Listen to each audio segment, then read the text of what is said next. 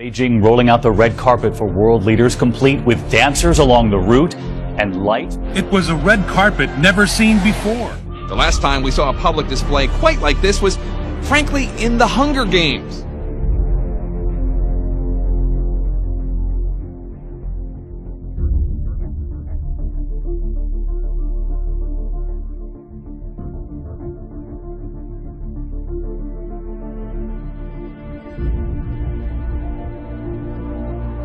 U.S. President Barack Obama has urged China to be a partner in underwriting international order, not undermining it.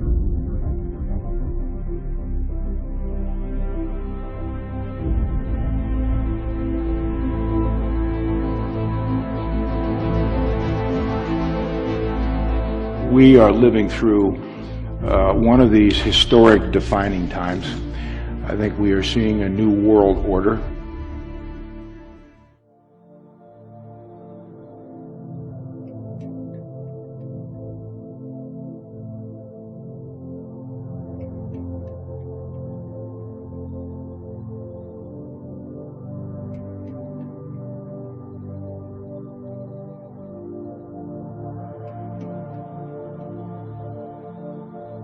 One of the biggest music stars on the planet is under fire tonight. Queens native and rapper Nicki Minaj is being criticized for a new video she released that some say invokes Nazi imagery. The lyrics alone are too racy for us to broadcast, but it's the imagery in rapper Nicki Minaj's new video that's causing controversy.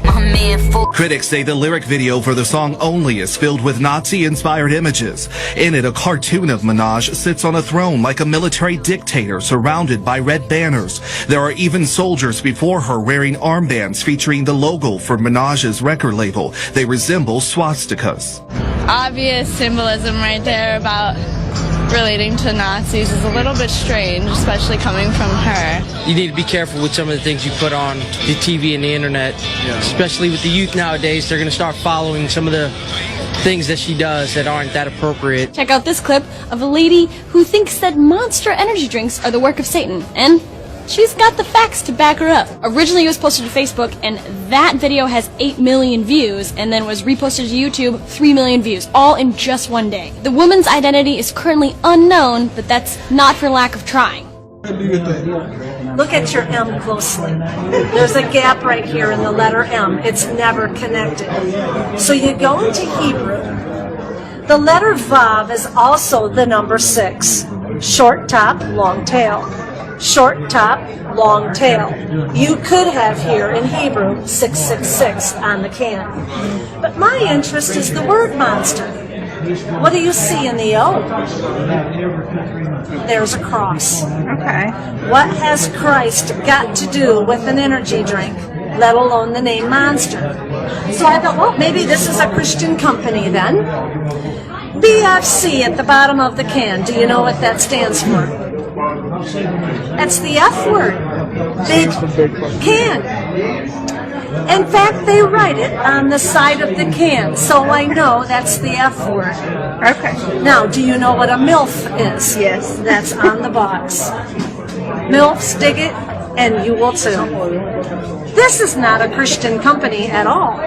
So why would they have put a cross on the can? Here is the message. Antichrist. 666 in Hebrew. And then the Bible talks about the beast in Revelation. And look at Monster's ad. This is their statement. You see these M's everywhere. Hats, t-shirts, bumper stickers. Is there another agenda here? If God can use people and product, so can Satan. And look at it this way.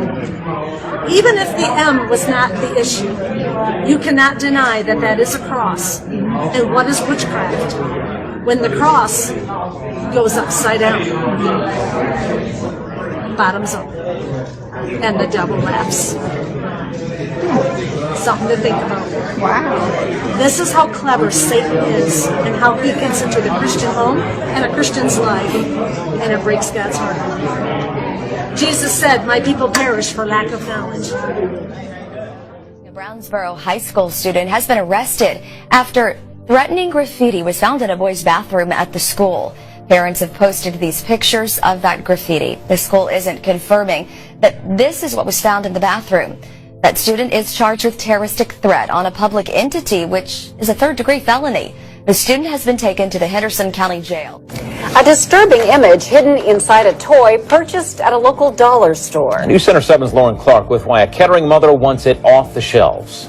A mother bought her toddler this princess wand at the dollar store behind me. Imagine her surprise when the curious little girl peeled back the foil to find this image of a girl cutting herself inside. You don't want to think about little girls picking that up and thinking this is normal, or funny or interesting or any of those things. The owner of the store tells me he will not be taking the item off of his shelf unless he receives a complaint directly from a customer.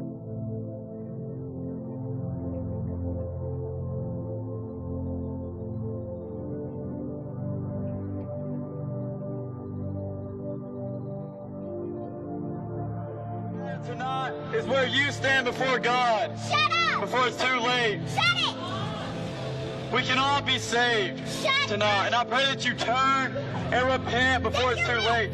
Turn from your sin. Blah, blah, blah, blah, blah. What is sin? Well, God gave His commandments so that we can see our sin. Stop talking, no one listens. And see, because of our sin, that we need to turn to God. Hi-ho should be quiet. We need to turn to God before it's too late, just like the rich man. The rich man didn't turn to God, and it was too late for him when he stood before God in heaven. He wants to hear you. And in hell, he lifted up his eyes. Jesus, blah, blah, Jesus, blah, blah. No. Don't think that your own good works will get you to heaven. Nothing will get us to heaven but Jesus Christ.